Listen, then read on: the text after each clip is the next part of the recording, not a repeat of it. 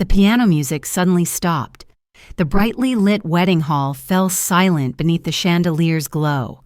Then a sharp voice cut through the air like a blade. "You are not my family. You're just Lucas's nanny. Please leave." Elaine Carter froze in the middle of Magnolia Hall. Her hand tightened around a silver clutch inside of which was a $45,000 check, the entire cost of the wedding. The guests at nearby tables stopped laughing, avoiding her gaze.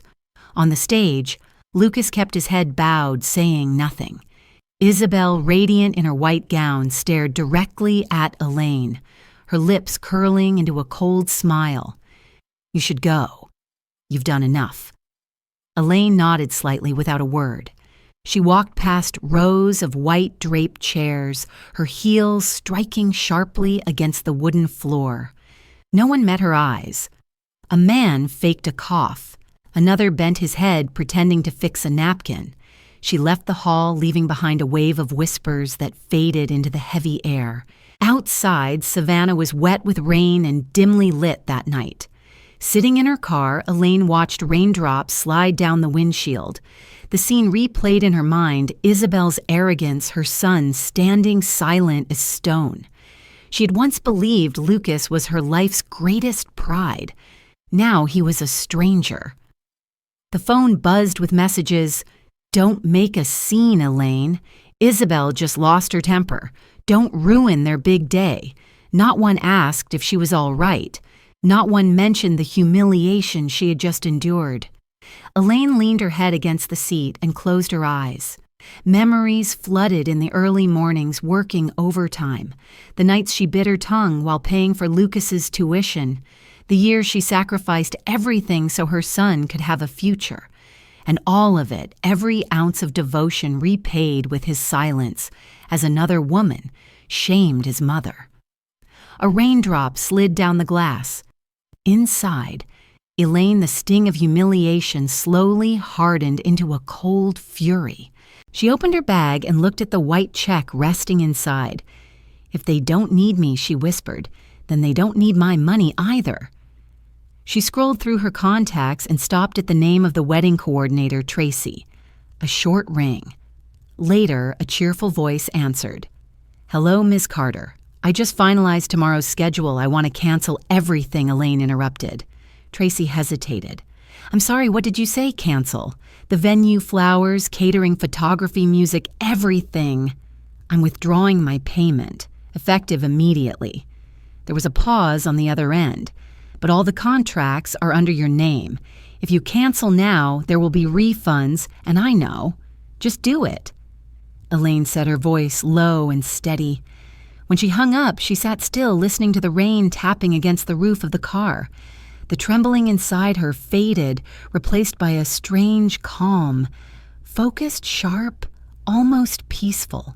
Isabel thought she had won, thought Elaine was just a fragile widow too meek to fight back. What Isabel didn't know was that every contract, every payment, every signature bore the name Elaine Carter. No one could host a wedding if she didn't allow it. Elaine started the car.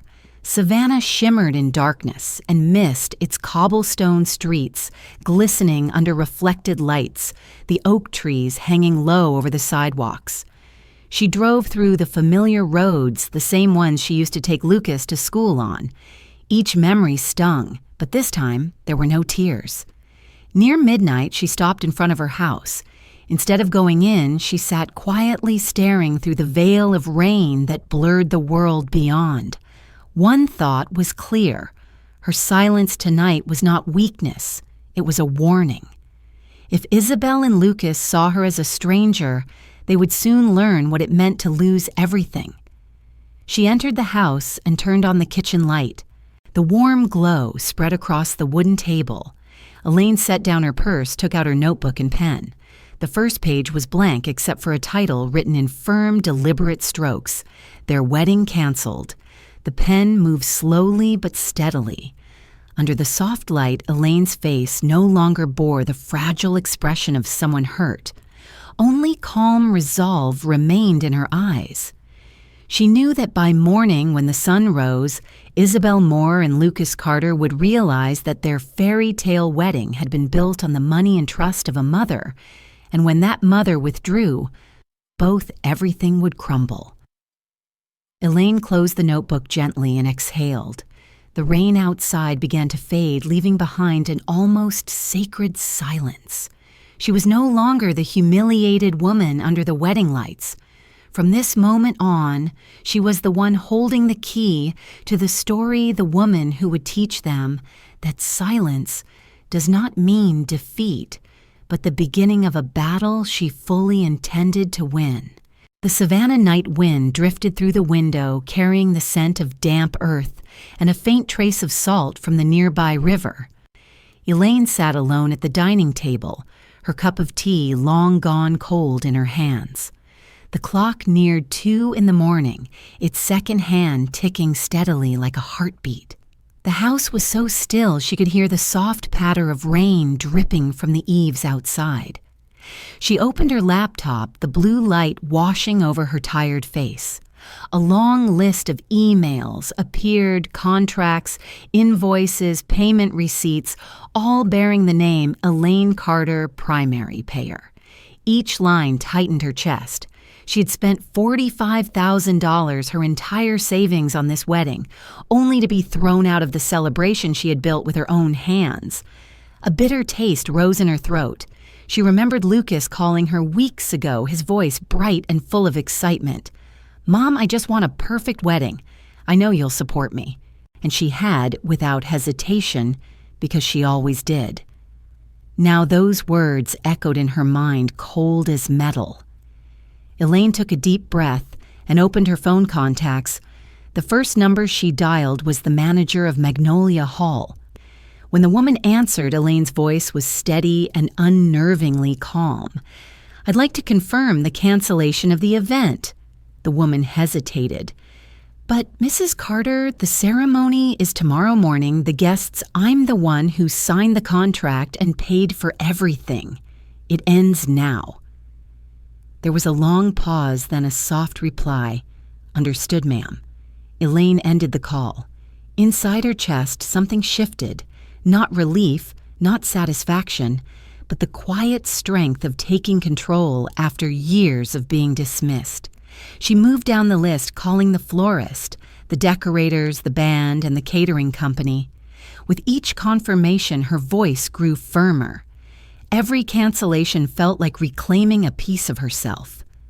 By the final call, her hands no longer trembled. She put down the phone and leaned back in her chair, staring out the window. The rain still fell, each droplet glittering under the streetlight. "If they don't need me," she whispered, "then they don't need my money either." The phone buzzed again, breaking her thoughts. A message from Lucas lit up the screen. "Mom, I heard you canceled the wedding. Please don't." Isabel didn't mean what she said. Elaine read every word, her heart aching, but her lips stayed firm. "If I'm not welcome," she replied, "then my money isn't either." She turned off the phone, letting the glow of the screen fade away. In the dim amber light, her shadow stretched long across the wall. She walked to an old wooden cabinet and opened the drawer, pulling out a leather notebook that had once belonged to her late husband. Inside were pages of careful notes, every expense recorded over 40 years. On the last page, she wrote a single line in firm, decisive strokes: "The day I take myself back." A distant rumble of thunder rolled through the night. She took a sip of cold tea, the bitterness spreading across her tongue, clearing her thoughts. The desk lamp cast a warm glow on her face, the face of a woman humiliated but unbroken. The phone lit up again, a number she didn't recognize. Mrs. Carter, a man's voice, said, "This is Marcus, the sound technician for the wedding. I got the cancellation notice. I just wanted to say you did the right thing. I saw how they treated you." Elaine was silent for a few seconds, then replied quietly, "Thank you, Marcus. Not everyone understands. Not everyone has the courage to stand up," he said before hanging up. She stared at the phone. His words echoed in her mind like a spark catching fire. She nodded slowly, a determined light flickering in her eyes. Tomorrow, Isabel would learn what it meant to lose everything while believing she was clever. Elaine closed the laptop and turned off the living room lights, leaving only the faint glow spilling in through the window. Outside, the rain had stopped. The air was cool and clean. She sat on the edge of her bed, a rare calm washing over her. For so many years, she had lived to please others, to keep the peace, to hold her family together, to make sure Lucas never went without. But tonight, for the first time, Elaine was living for herself. Before closing her eyes, she looked out through the window, the streetlight reflected in her steady gaze. "They think I'm weak," she whispered. "But tomorrow they'll learn what strength looks like when it comes from someone underestimated." A cool breeze carried the scent of dew through the curtains, brushing softly against her silver hair. Elaine closed her eyes and fell into a deep, peaceful sleep, the sleep of a woman who had finally made the most important decision of her life. That silence can be its own form of revenge, and sometimes it is the most perfect revenge of all. Morning broke over Savannah beneath a pale gray sky carrying the scent of damp earth after the rain. Elaine woke when the clock struck 6, her head heavy as if she had weathered a storm. She walked to the kitchen, brewed a pot of coffee, the hum of the machine blending softly with the chirping of birds outside the porch. The house was quiet, too quiet, unlike the noise and excitement it should have held today, the day of her son's wedding. She glanced at her phone, dozens of missed calls flashing across the screen. Relatives, old colleagues, even acquaintances she barely spoke to had left messages. "Elaine, what happened?" "Your son is furious. They're saying you canceled everything." She didn't reply. On the table lay her open notebook, the words she had written the night before, now dry on the page. She picked up her pen and added another line. This morning, calmer than expected. The warmth of the coffee cup in her hands grounded her. Everything around her felt small but real, and it was hers. No one could take that away. The phone rang again. This time it was Tracy, the wedding coordinator. Her voice sounded rushed. "Mrs. Carter, I just wanted to confirm that all services have stopped. The venue, the band, the photographer, the flowers, everything has been canceled per your request." "Thank you, Tracy," Elaine replied, her tone light but firm. "I know this puts you in a difficult spot, but it was my decision." "You're very calm, calmer than I expected," Tracy said softly. "They're calling everyone, the bride's crying, the groom's furious. But I understand. No one should be treated that way." Elaine smiled faintly. "You're a good person. Let them handle the rest." Setting the phone down, she felt something rise within her, a strange mix of serenity and vindication, as if she were witnessing a quiet rehearsal of justice. At exactly 7 o'clock, the phone began to ring non-stop. Lucas. Elaine looked at the screen, her finger hesitating for a moment before pressing ignore. A message appeared seconds later. "Mom, everything's falling apart. I'm begging you, please call me." She set the phone on the table unread. As her coffee cooled, she turned on the television. The morning news rolled on as usual, making no mention of the chaos unfolding in her small corner of the world. It was almost funny how a canceled wedding could feel like the end of everything. To some, yet to the rest of the world, it was nothing more than a grain of sand falling into the ocean. The window pane fogged with moisture, soft light filtering in over the dining table. Elaine's thoughts drifted to her late husband. If Robert were still alive, he would have laughed, his deep voice warm and proud. "You've never let anyone push you around, have you?" She whispered softly. "See, Robert, I kept my promise." A knock at the door startled her. She walked down the hall and opened it. Standing outside on the steps was a man in a dark coat, Marcus, the sound technician. He held a small paper bag. "I'm sorry for coming so early," he said, but I wanted to return your deposit. I figured you might need it more than I do." Elaine blinked, surprised. "You didn't have to trouble yourself." Marcus smiled. "It's no trouble. I just wanted to say you're strong, ma'am. I've seen plenty of people get stepped on and stay quiet. You're different." Elaine's expression softened. "Thank you, Marcus. Sometimes to be respected, you have to know when to be silent." He nodded and left. She watched him go, feeling a lightness inside her chest. 10 minutes later, the doorbell rang again. This time, it was Marlene, her neighbor, who often chatted with her over morning tea. Her face was full of curiosity. "Elaine, I heard the wedding was canceled." "My goodness, what happened?" Elaine simply smiled. "A lesson in gratitude, Marlene. Some things have to fall apart before people learn respect." Marlene blinked, unsure what to say. Finally, she nodded slowly. "Well, congratulations then, for finding yourself again." When she left, Elaine leaned back against the door. The words echoed like an affirmation. She was no longer the woman thrown out of a wedding. She was the one who held the power to make it vanish overnight. Back at her desk, she turned on her computer. Her inbox was full of refund confirmations from vendors. Each email was proof of her resolve. Contract canceled Magnolia Hall. Service terminated Elegant Florist. Deposit refunded Savannah Catering. Instead of exhaustion, each line filled her with a quiet, steady satisfaction. The clock struck 8. Elaine poured herself another cup of coffee, opened the window, and let the cool morning air in. Outside, birds chirped among the rain-damp branches. Somewhere in the city, Isabel was likely screaming, and Lucas was probably scrambling to contain the chaos. But Elaine just stood there, watching the sunrise, her heart calm and clear. She spoke softly, almost as if to herself, "Everything passes. But today they'll remember the woman they thought they could humiliate and forget." Then she closed her notebook and poured another cup of coffee.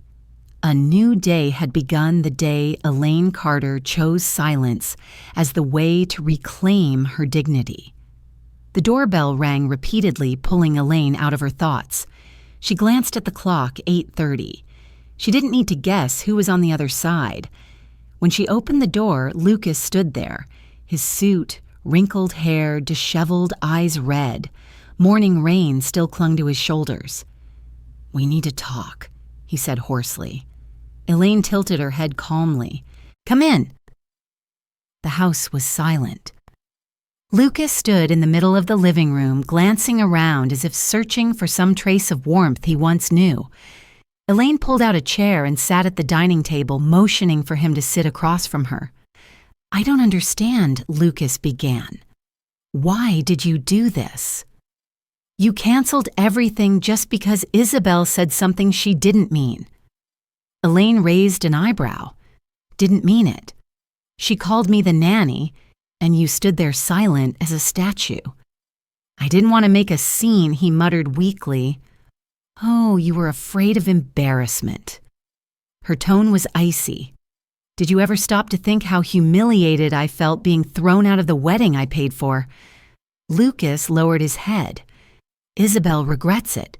She cried all night. You could call them, 'Fix everything, please, Mom, I'm begging you.'" Elaine looked at him for a long moment. "No, it's just one phone call, Mom. People are already arriving. Guests, reporters, everything." "There is no everything," she interrupted. "That wedding was never yours, Lucas. It was mine. I paid for it. I signed every contract, and I canceled it." Lucas shot to his feet, his face pale. "You're destroying my life." "No," Elaine replied evenly. "I'm just stopping others from walking all over me. If you think your life falls apart because there's no wedding, maybe you need to think about what kind of life that is." He clenched his fists, struggling to contain his anger. "Mom, Dad would be disappointed to see you like this. He always told you to forgive." Elaine met his eyes, her gaze sharp as a blade. "Your father taught me forgiveness, not submission. If he were here, He'd be ashamed not of me, but of his son, who stood silent while his mother was insulted. Lucas stepped back, unable to meet her eyes. For a moment, the only sound in the room was the steady ticking of the clock. Finally, he spoke quietly. "I just want things to go back to normal." "There's no normal to go back to," Elaine said slowly. "Once someone disrespects you, things change forever." "Then what do you want?" he asked bitterly. "To humiliate us in front of the whole city?" Elaine gave a faint, cold smile. "No, I just want justice, and whoever humiliated me will pay for it themselves." Lucas fell silent. His face turned ashen. After a long pause, he spoke in a rough, broken voice. "You've won, but don't expect me to forgive you." "I don't need your forgiveness," she answered simply. He turned toward the door but paused before leaving. "I love you, Mom, but today you ruined everything." Elaine lifted her head. "No, Lucas, I just reclaimed the part of my life you forgot existed, my dignity." The door slammed shut. The sound of the car engine roared, then faded into the distance. Elaine stood still, gazing through the window. Down the rain-slick street, the gray car grew smaller and smaller until it disappeared. She wondered when her son would understand that her silence wasn't weakness, but exhaustion, tired of giving to people who only knew how to take. She turned back to the table, lifted her cold cup of coffee, and took a sip. The bitterness spread across her tongue, but cleared her mind. She picked up her notebook and wrote another line. Said what needed to be said. No turning back. Morning light filtered through the curtains, illuminating her calm face. Elaine leaned back in her chair, knowing the battle wasn't over. Isabel would not stay quiet, but she was ready. No threats were needed, only silence, the one thing the young feared most. Outside, the clouds began to part, weak sunlight glinting off raindrops, still clinging to the glass. Elaine watched the view, her heart strangely light. "My son," she whispered, "sometimes love doesn't mean forgiving the same mistake again. I'm not seeking revenge. I'm simply done giving." She closed the notebook and set the pen down.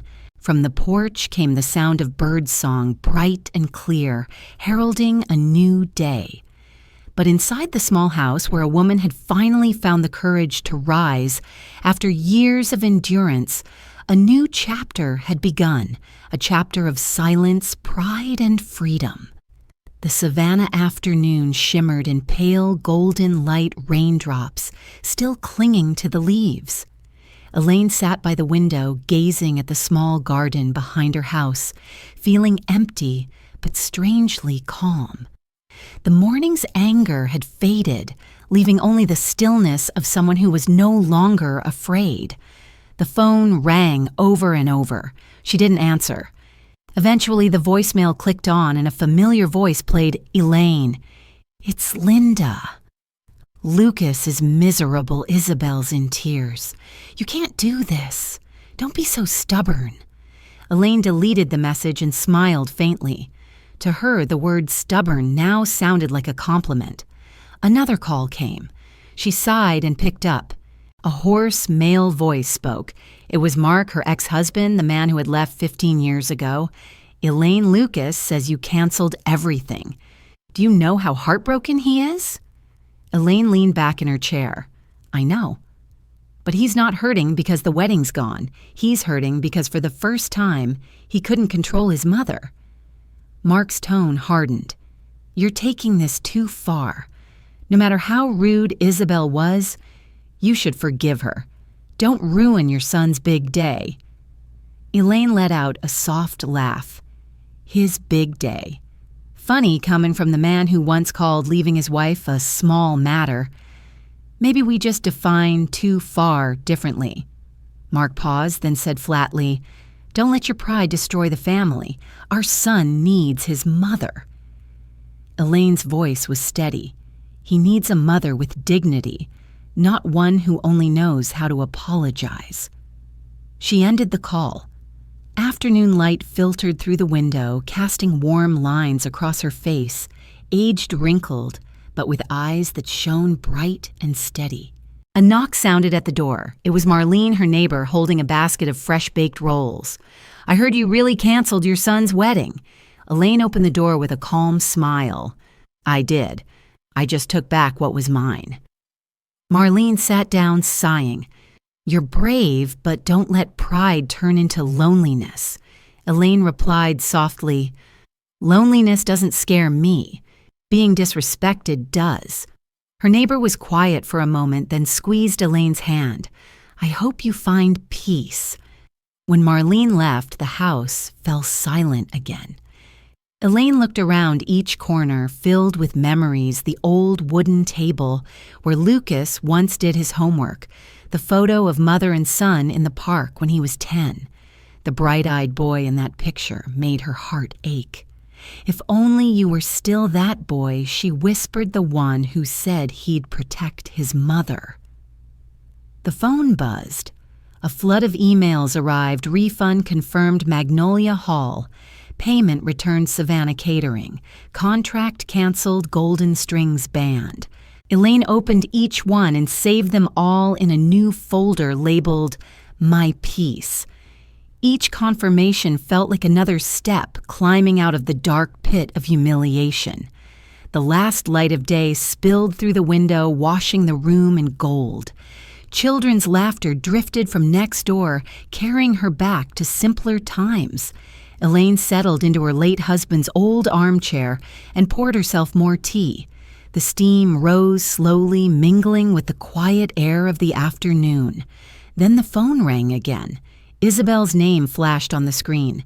Elaine hesitated, then answered. The young woman's voice was hoarse, brittle, with restrained anger. "Did you really cancel everything?"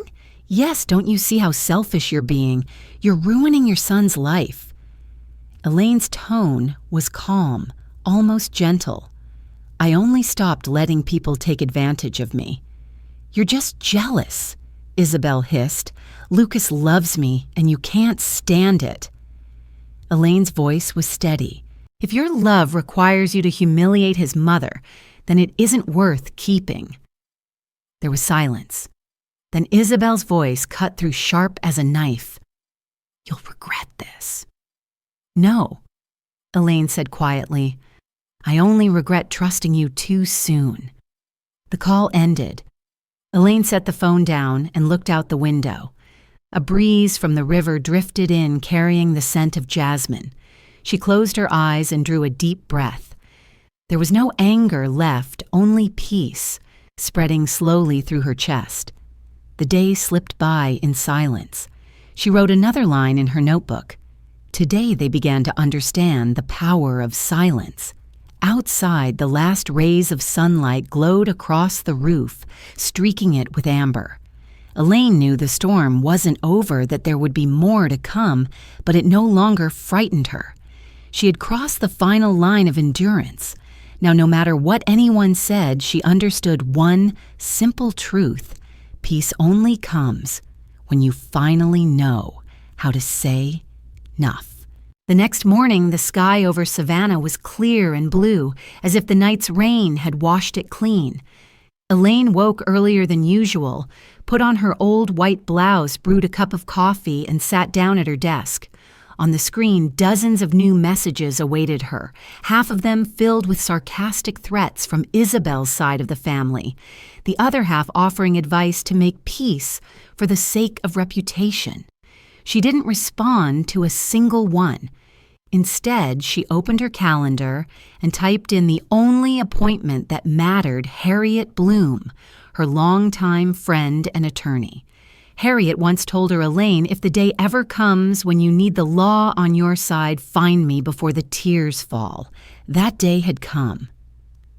Around 9 o'clock, Elaine arrived at Harriet's office, a small building nestled under old oak trees, filled with the familiar scent of paper and coffee. Harriet rose from her desk with a warm smile and sharp eyes. "I take it the storm has finally hit," she said. Elaine replied calmly, "It didn't just hit, it wiped the entire wedding clean." They sat down at the table. Elaine recounted everything the moment Isabel threw her out of the reception, the silence of her son, and her decision to cancel all the contracts. Harriet listened without interruption, occasionally nodding her fingers gently, rolling a pen. When the story ended, she set the pen down and said firmly, "You did the right thing." Elaine smiled faintly. "I only did what I had to. But now they're painting me as the villain. Isabel calls me destructive, and Lucas, he says nothing." Harriet opened a folder, her tone steady. "Don't worry, every contract is in your name. Every payment came from your account. If anyone tries to sue, they have no legal ground. And if they keep defaming you, I'll handle it."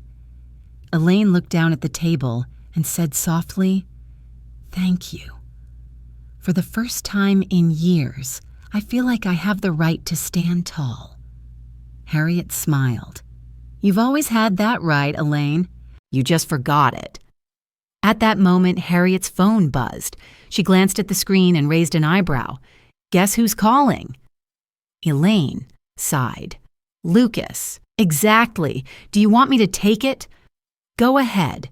Harriet pressed speakerphone. Lucas's tense voice filled the room. "Mrs. Bloom, this is Lucas Carter. I need to speak with my mother.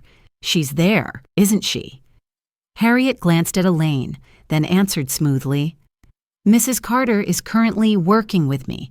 If you have any legal matters to discuss, I'll be happy to assist." Lucas's tone sharpened.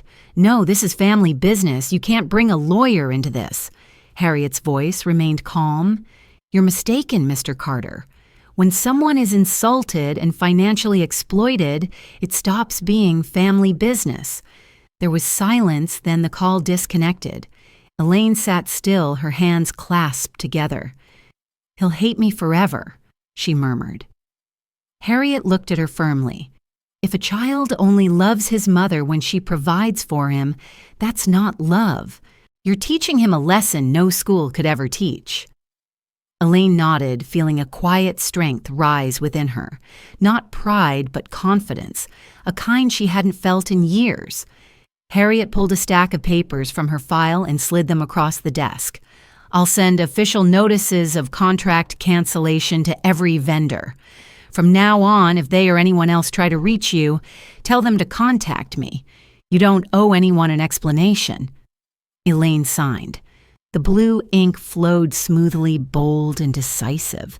As she set the pen down, it felt like closing an old chapter for good. "And Isabel?" she asked. Harriet smirked. "If she keeps slandering you, I'll send her a formal warning. No one has the right to call you a destroyer when they were the ones who destroyed respect first." Elaine stood and clasped her friend's hand. "I owe you so much." "Don't call it a favor," Harriet replied. "Consider it a reminder women like us were never meant to bow." Stepping outside, Elaine was met with bright midday sunlight. The air was warm and dry, almost blinding. She paused on the steps, inhaling deeply. Once she would have feared this kind of light, afraid it would expose her scars, her years of silence. But now she stood tall, letting the sun rest on her shoulders. Inside, her anger had dissolved, replaced by something quieter but stronger, the certainty that she had done the right thing. As she got into her car, her phone buzzed. A message from Harriet lit up the screen. "You're officially protected. They can't touch you now." Elaine smiled and started the engine. In the rearview mirror, her reflection looked back calm, clear and resolute. For the first time in many years, Elaine Carter truly felt free. That afternoon in Savannah, the air hung heavy and humid, as if it were holding its breath before a coming storm. Elaine had just returned home when her phone began to buzz non-stop. The screen filled with notifications, Facebook, Instagram messages from unknown numbers. She frowned slightly and opened one. The first line made her chest tighten. "I never thought a future mother-in-law could be so cruel." Below it was Isabel's tear-streaked face, her trembling voice spilling through a 5-minute video. She destroyed our wedding out of jealousy. She couldn't stand that her son loved another woman, Isabel cried before the camera. I tried to understand. I tried to make peace, but she coldly canceled everything. We lost it all, our money, our time, our dignity. I don't know how to live with this shame. The video ended with the sound of sobbing. Beneath it, hundreds of strangers filled the comment section. What a heartless woman. A mother-in-law like that only ruins lives. Poor bride. Elaine sat motionless. For the first time in her life, she found herself cast as the villain in someone else's story. She set the phone down and drew a slow breath. Just then the doorbell rang. Her neighbor Marlene stood at the door, her face uneasy. "Elaine, I just saw the video. Everyone on the street is talking about it. Are you all right?" Elaine gave a faint smile. "I'm fine. I just didn't think she'd be that fast." "People are only hearing one side," Marlene said gently. "You should speak up." Elaine shook her head. "No, the truth doesn't need an argument. They'll learn in time." After Marlene left, Elaine sat quietly in the living room. Noon sunlight filtered through the curtains, scattering dim streaks of gold across the floor. She opened her email and typed the subject line, "Case Evidence for Harriet Bloom." She attached screenshots, comments, and the full video of Isabel crying. Less than 10 minutes later, Harriet called. Her voice was calm but cold. "I've seen the video. Don't worry. We'll send a formal warning immediately. This is public defamation. If she continues, we'll sue." Elaine gave a soft laugh. "Thank you, but I don't want to sue. I'd rather they expose themselves. Trust me.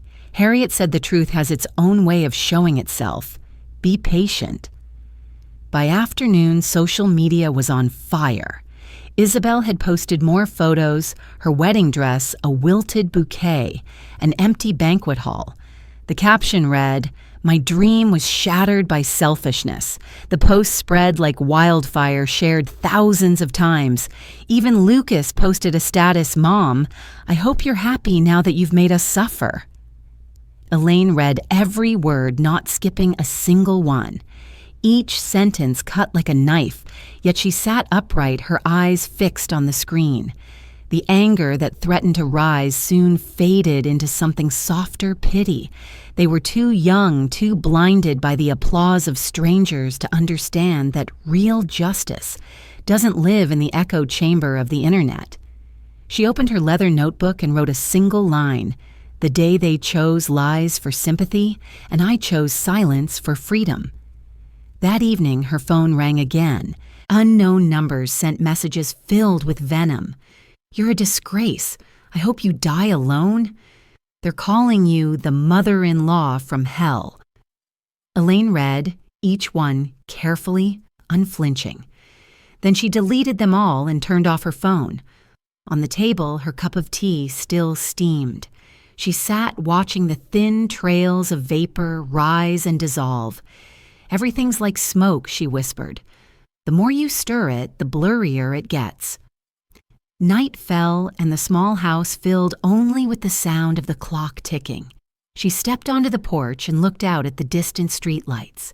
The damp air carried the scent of grass and soil, stirring memories of long-ago evenings when Lucas was little, curled up in her lap listening to bedtime stories. "Mom, I'll protect you when I grow up," he used to say. And now that grown man had allowed his wife to turn his mother into a public enemy. Elaine closed her eyes, leaning back in her wooden chair. A soft breeze brushed against her silver hair. "It's all right," she murmured. "He'll learn this lesson in his own way." The next morning, a message arrived from Harriet. "I've sent the official warning to Isabel. Any further defamation will be handled legally. Don't worry, I won't let them turn you into a joke." Elaine read the message and smiled faintly. She didn't need revenge, only time. People who live on lies always expose themselves when the light comes close. And Elaine knew, dawn was already on its way. The next morning, Savannah lay under a veil of soft mist as Elaine sat by the window sipping her black coffee. Outside, pale sunlight crept over the wet rooftops. She had just opened her laptop when an email notification appeared with a subject line that made her heart stop, "Final payment Maldives honeymoon package." Elaine frowned. She had never booked any trip. When she opened the email, the words hit her like a blow. "Thank you for choosing our 14-night Maldives honeymoon package, overwater villa, private butler service, champagne, and private yacht excursion. Total cost $28,000 charged to American Express, ending in 3921. Her heartbeat quickened. That was her card, the one she only used for large expenses like the wedding contracts. And there listed in bold were the guests' names, Isabel Moore and Lucas Carter. The payment date was 3 weeks ago when Isabel had still been sending sweet messages asking her opinion about flower colors. Elaine leaned back in her chair, clenching her fists until her nails pressed into her skin. They hadn't just taken advantage of her kindness, they had planned it all. The lavish wedding, the luxury honeymoon, every piece of it had been built on her money. She opened her banking app and scrolled through the transactions. $8,000 at a bridal boutique, $12,000 at a fine dining restaurant, $3,200 at a spa in Key West. Every charge came from her account. She remembered Isabel laughing once, saying, "Let me pay first and I'll reimburse you later." Now that sentence felt like the cruelest lie. The realization of betrayal made Elaine's chest tighten. 10 years a widow, she had worked tirelessly, saving every dollar only to ensure her son's happiness. She thought she was doing right by staying silent through Isabel's condescension and Lucas's indifference. But her silence had turned her into nothing more than a walking wallet. Her phone buzzed. A new message from the bank flashed across the screen. Confirmed transaction Louis Vuitton bridal luggage set. $7,800 USD. Elaine let out a dry, humorless laugh that echoed through the empty kitchen. "Even the luggage came from filial devotion," she murmured. She turned back to her laptop and began typing an email to Harriet. The subject read, "Fraudulent charges and misuse of funds." She attached all the receipts, transaction records, and statements, then wrote, "If they think I'm just someone in the background, it's time they see who I really am." An hour later, her phone rang. Harriet's voice came through steady and cold. "Elaine, I've seen the files. This is serious financial abuse. Do you want me to freeze Lucas's secondary account?" "Do it," Elaine said simply, "and Isabel. Let her deal with the fallout. I don't need to touch her." There was a brief silence before Harriet spoke again, her tone softening. "I admire you, Elaine. Most people would cry or panic. You don't." Elaine gave a faint chuckle. When someone runs out of tears, all that's left is logic. She hung up and sat quietly for a long time. Outside, the day had brightened. Sunlight hit the lingering mist, making it sparkle like shattered glass. Inside her, she felt the same broken in places, but clearer than ever. By noon, the phone rang again. It was Lucas. She hesitated, then answered. "Mom, what's happening?" His voice cracked. "The bank says my account's been frozen." Elaine's tone was calm. "You spent my money. Now I'm just taking it back." "You misunderstood. Isabel only borrowed your card for a while." "Borrowed it for a Maldives honeymoon," she cut in sharply. "I have the confirmation email, Lucas. Stop lying." His breathing quickened. "You're destroying everything Isabel and I—" "No," she interrupted, her voice even. "You destroyed it yourselves. I'm just cleaning up the mess." She ended the call before he could respond. In that moment, Elaine felt a lightness spread through her. No guilt, no hesitation, only the clarity of truth. What she had done wasn't revenge. It was self-defense. She turned on the radio. A soft old jazz tune filled the room, warm and slow. As the music played, she opened her filing cabinet and slid the printed evidence into a folder labeled Justice. Every piece of paper was a reminder that respect can't be bought with tears or apologies. By late afternoon, the sun dipped behind the houses across the street. Elaine opened the window, letting in the breeze scented with orange blossoms. She stood there, eyes closed. Breathing deeply, the air tasted like freedom. "They wanted to make me a victim," she whispered, "but I choose to be a survivor." The next afternoon, the Savannah sky was dull and gray like lead. Elaine was sitting in her living room when her phone rang, Harriet Bloom's name flashing on the screen. The lawyer's voice came through, firm and assured. "Elaine, the warning letters have been sent. Isabel Moore received the original one copy, went to her parents, and another has been filed with the court." Elaine nodded, her hand tightening around her teacup.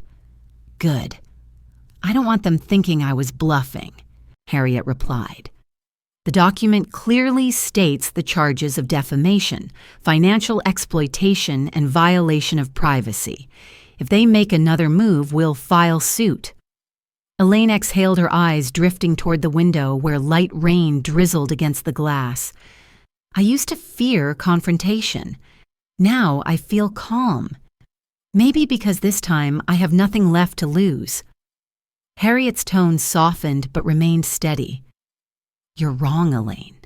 It's not that you've lost everything.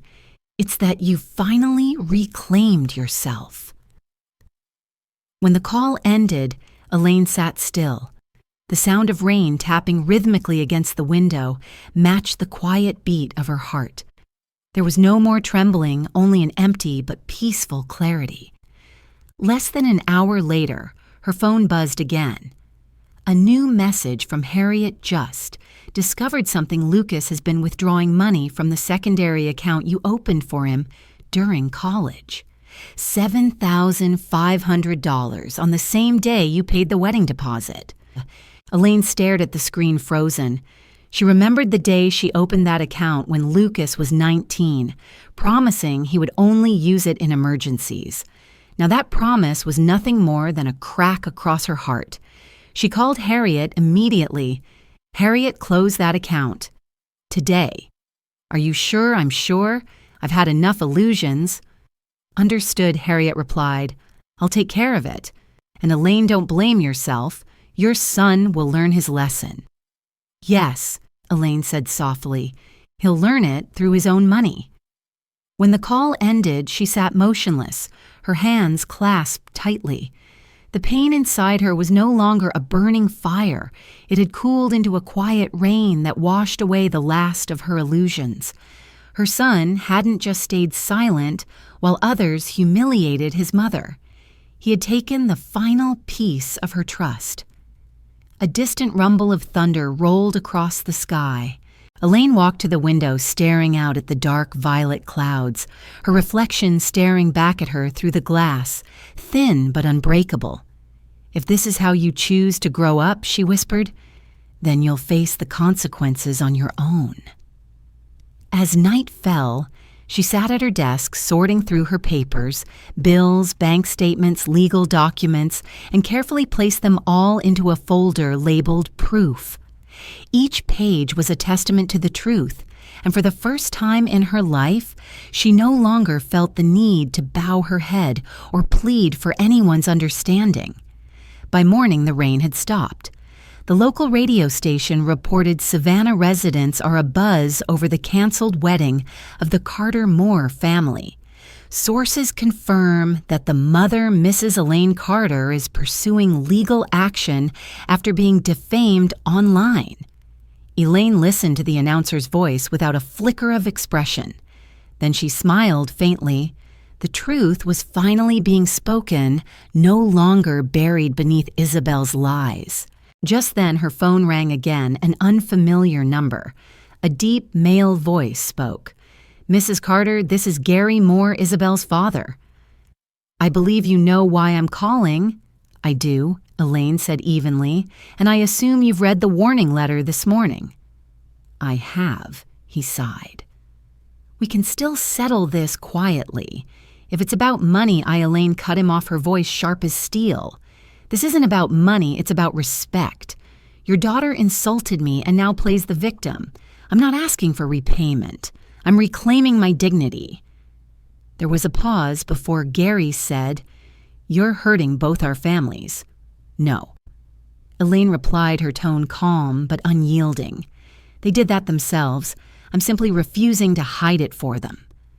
She hung up and stood. Outside, the air carried the scent of wet earth drifting under the eaves. Elaine opened the window, watching raindrops glint in the fresh morning sun. For the first time in weeks, she felt no weight on her chest, only lightness after a long storm. Lucas Isabel and the Moore family might be unraveling in chaos, but she didn't need to see it. They would face the consequences on their own. She brewed a fresh cup of bergamot tea, its fragrance warming the kitchen. Raising the cup, she looked toward the bright morning sky. "That's enough," she whispered. "They wanted a war. I chose justice."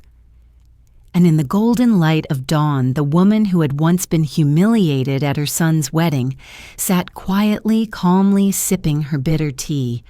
Yet the bitterness no longer came from pain. It was the taste of freedom. 2 days later, the sky over Savannah was crystal clear after the storm. But the tempest Elaine had unleashed on the Moore-Carter family was only just beginning. That morning, as she sat in her living room reading her phone, buzzed. A message from Harriet appeared. "It's out." The local paper ran the story on the front page. Elaine opened the link. The headline stretched across the screen, "$1 Million Wedding Canceled, Groom's Mother Accuses. Future Daughter-in-Law of Financial Abuse." Beneath it was a photo of Isabel in her white wedding dress, eyes swollen from crying, accompanied by the report, "Sources confirm that Mrs. Elaine Carter, who financed the entire wedding, withdrew her support after being insulted by the bride-to-be." Elaine read every word, neither rushing nor hesitating. The comments below were divided, some sympathetic, others judgmental. But just as she had expected, the truth began to surface. Someone claiming to be an employee of Magnolia Hall wrote all the contracts and payments were under Mrs. Carter's name. The couple didn't pay a cent. Another comment followed. "My sister works at the florist. She said the bride never paid her remaining balance." Elaine closed the phone, a faint smile tugging at her lips. It wasn't joy she felt, but the quiet satisfaction of seeing the scales of justice finally tip to the right side. That afternoon, Harriet called. "You might want to know Isabel has lost her backers. Her parents got pulled into financial trouble. The legal letters made them too scared to intervene further." Elaine replied softly, "I don't want them to suffer. I just want them to stay silent." "The good news," Harriet continued, "is that the media is on your side now. They've found copies of credit card statements and payments for the Maldives trip. It seems Isabel used your email account and forgot to clear her browsing history. The evidence is spreading across forums." Elaine sighed, closing her eyes for a moment. "I never meant to humiliate anyone, but maybe they needed this lesson to learn that dignity isn't something you can borrow." Harriet chuckled. "And you taught it perfectly." That evening, social media exploded.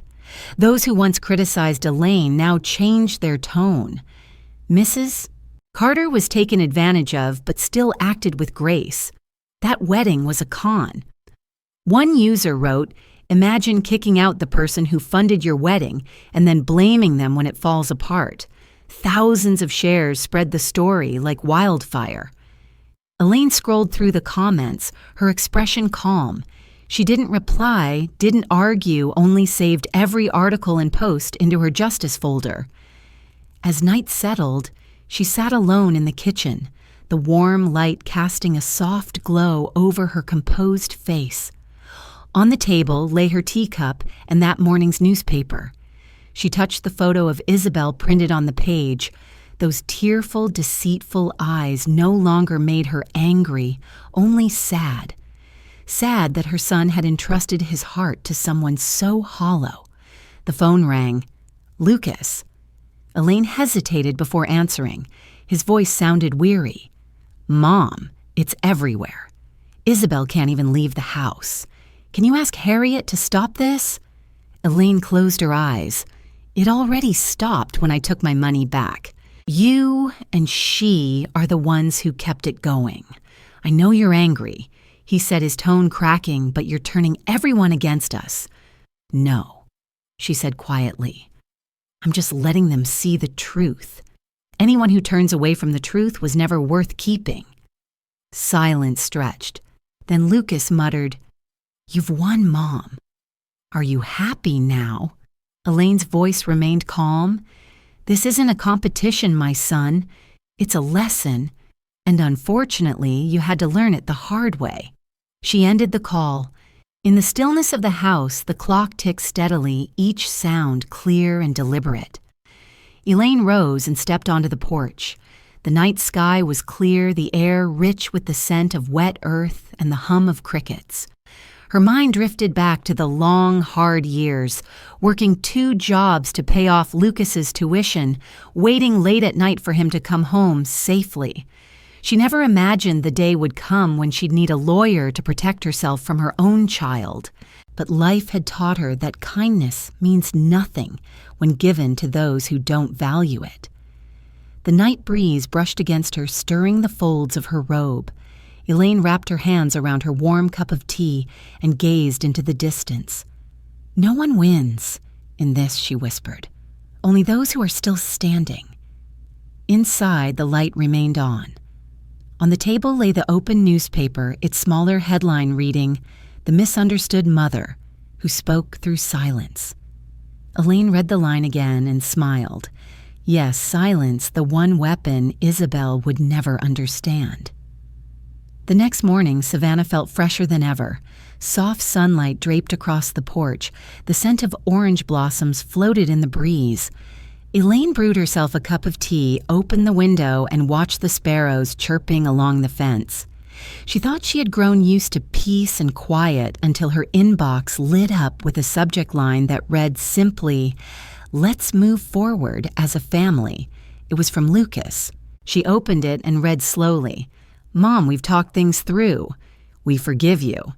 Isabel feels sorry too. If you can behave appropriately, you're welcome to attend our new wedding.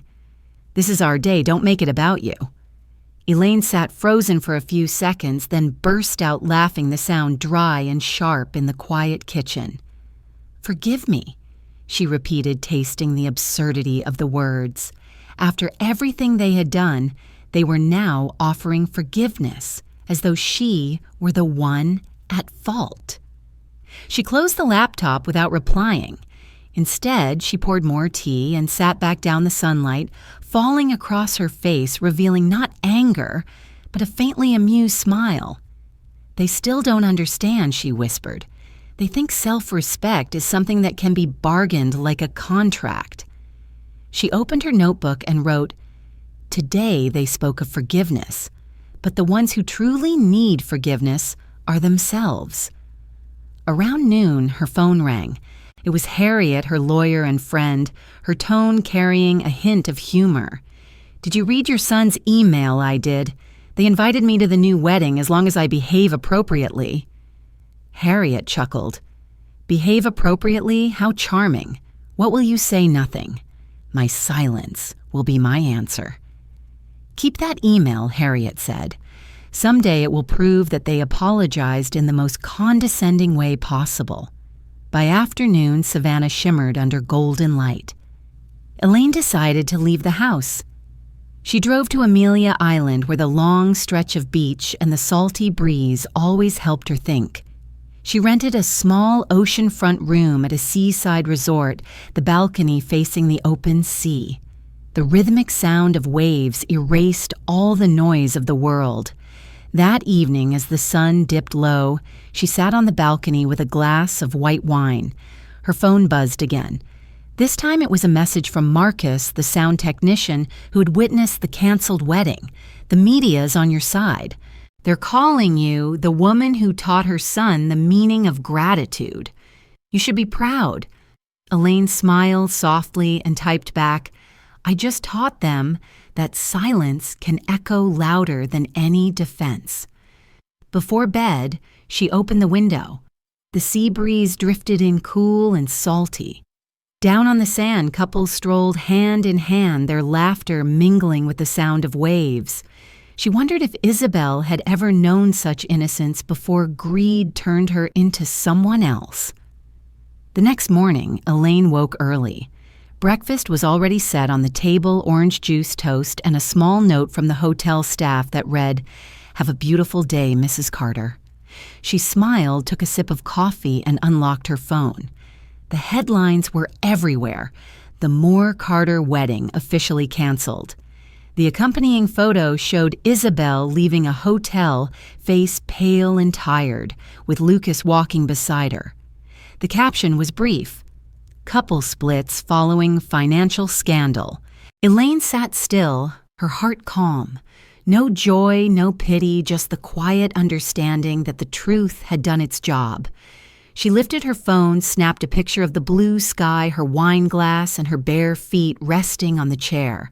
She posted it with a simple caption, "Best decision I ever made." No names, no context, but everyone would understand. By noon, Harriet called again, her voice bright with excitement. "Have you seen the news? Everyone's on your side now. One article even calls you the Mother of Justice." Elaine smiled into the phone. "I don't need a title. I just want peace." "Then you already have it," Harriet said. Elaine gazed out at the sea where the waves rolled gently against the shore. A seagull swooped down, gliding low over the white sand. In the golden light of afternoon, Elaine closed her eyes, feeling lighter than she had in years, as if every chain had finally fallen away.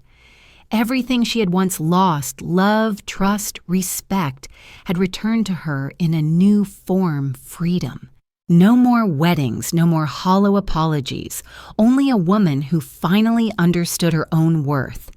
She raised her glass toward the horizon, her voice soft, carried away by the wind.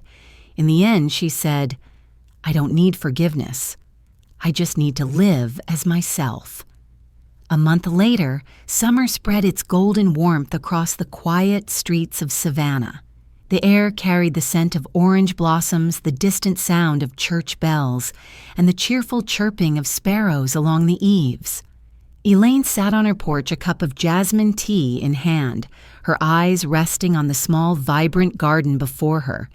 The orange tree she had planted last spring now bore its first clusters of fruit, round and gleaming under the sun.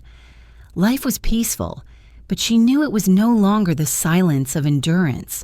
It was the calm of a woman who had walked through the storm and emerged unshaken. News of the Carter-Moore wedding cancellation hadn't completely faded. Online, countless posts and comments still mentioned her name. Some called Elaine Carter the mother who taught her son a lesson in gratitude, while others wrote, "Her silence spoke louder than any accusation." But Elaine didn't read them all. She didn't need the world to agree she was right. She only wanted to breathe, to live freely as herself. That afternoon, her phone rang. Harriet's voice was warm but tired. "Elaine, you won't believe this. A major paper in Atlanta wants to interview you. They say your story is inspiring people." Elaine laughed softly. "I don't think I'm anyone's inspiration, Harriet. I just want to live a life no one can control anymore." Harriet's tone softened. "That's exactly why they admire you. Not everyone has the strength to rise after being torn down. You should be proud." Elaine smiled, gazing at the sunlit garden. "I'm not proud. I've simply learned how to be silent without being weak." On the other end, Harriet chuckled. "That's a kind of strength very few possess." Later that day, Elaine walked to the nearby market. Sunlight filtered through the trees, casting golden patches over the red brick path. As she pushed her cart to the checkout line, a middle-aged woman approached her carefully. "Are you Mrs. Carter?" Elaine looked up a bit surprised and nodded. The woman grasped her hand, her voice trembling. "Thank you. Your story gave me the courage to leave a husband who treated me like a shadow for 10 years. I don't know if that was your intention, but you helped me." Elaine squeezed her hand gently, her eyes soft. "I just did what I had to, but I'm glad it helped someone." The woman walked away, leaving Elaine standing in the aisle with a faint warmth blooming in her chest. She realized that sometimes overcoming pain isn't just for one's own peace, it's to help others see their own way out. By evening, the wind picked up. When Elaine returned home, she opened her laptop. Her inbox glowed with a new message from Lucas. She hesitated before opening it. "Mom, I know I was wrong. Isabel and I have separated. I've lost my job, my friends, and your trust. But I don't blame you. I just want one chance to see you and say I'm sorry in person. I miss you." Elaine stared at the words. No tears came, only a quiet stillness, like the surface of a lake after the wind dies down. She no longer felt anger toward Lucas, nor satisfaction. The resentment had faded with time, replaced by a gentle sorrow, the kind that comes when a mother realizes her child had to lose everything to finally understand what mattered most. She began to type, then deleted the words and started again. When you understand that love cannot exist beside silence and deceit, I will listen. She sent the message, closed the laptop, and leaned back. Outside, the evening sun spilled over the garden, golden and calm. Later that night, the phone rang again. A familiar voice spoke David, her former colleague from the accounting firm. "Elaine, I read about what happened. You're still as strong as ever. I'm starting a foundation to help women who've suffered financial abuse, and I want you to be our honorary advisor. No one understands it better than you." Elaine paused for a moment, her eyes glistening. "I used to think pain was a burden. Now I see it's what allows us to understand others." "So you'll join us?" he asked. She smiled softly, her voice steady. "Yes, I will." A few days later, they met at a small cafe by the river. The evening breeze was cool, the water shimmering under the setting sun. They discussed the project plans for workshops to teach women how to protect their finances, their dignity, and their self-worth. David looked at her with admiration. "You didn't just survive Elaine. You turned ruin into strength." Elaine smiled, her eyes glowing with quiet determination. "I just did what every woman can do, stand up and smile." When night fell, she returned home. Warm yellow light spilled through the kitchen windows, softening her gentle face. She picked up her phone, posted a new photo. She sat by the window, tea in hand, the orange trees glowing behind her in the afternoon sun. The caption read simply, "Happiness is not given, it is chosen." The post spread quickly. Hundreds of comments poured in. "You're an inspiration. I read your story and I'm changing my life. Thank you for teaching me how to say enough." Elaine read each one, smiling quietly. She didn't reply, only pressed the heart on one comment from a young woman. "I hope when I'm your age, I'll have your peace." Night settled. The scent of orange blossoms drifted through the window, brushing against her silver hair. Elaine stepped onto the porch and gazed at the star-filled sky. Moonlight cast a gentle glow over her face. She whispered softly, as if speaking to herself and to every woman learning to rise after being broken. Sometimes revenge isn't about making someone suffer. It's living a life they no longer have the power to touch. She smiled, breathing in the cool night air. Her heart felt weightless, as if the burdens of all those years had finally dissolved into the breeze. And beneath the calm summer moon of Savannah, the woman who had once been thrown out of a wedding she paid for sat still, eyes closed, serene. Her story ended not with tears or apologies, but with a smile, the smile of a woman who had found her justice in peace.